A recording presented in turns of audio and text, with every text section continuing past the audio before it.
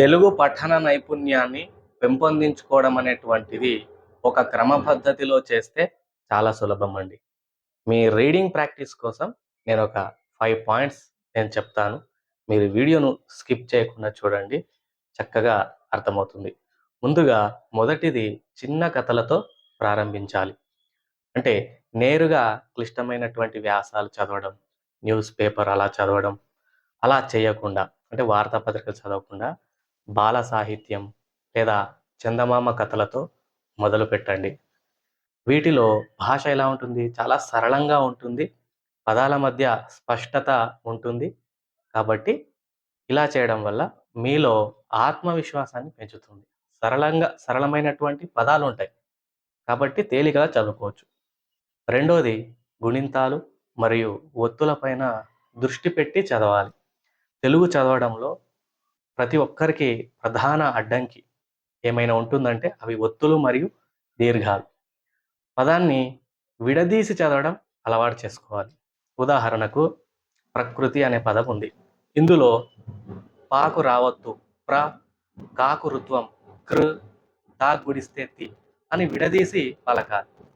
సంయుక్తాక్షరాలు ఉంటాయి. అంటే ఒక హల్లుకు వేరే హల్లు యొక్క ఒత్తు రావడం.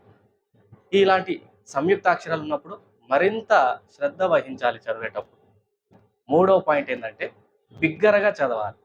మీరు చదివిన అంశం ఏదైనా సరే బిగ్గరగా పైకి చదవడం అలవాటు చేసుకోండి.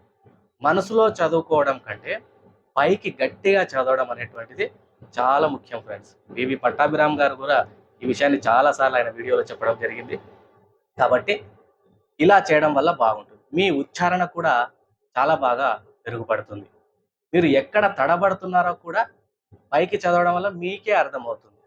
తర్వాత భాషలో ఉన్నటువంటి ఆ యాస కానీ, విరామ చిహ్నాలు, వాటి యొక్క ప్రాముఖ్యత కూడా మీకు తెలుస్తుంది ఫ్రెండ్స్. ఓకేనా?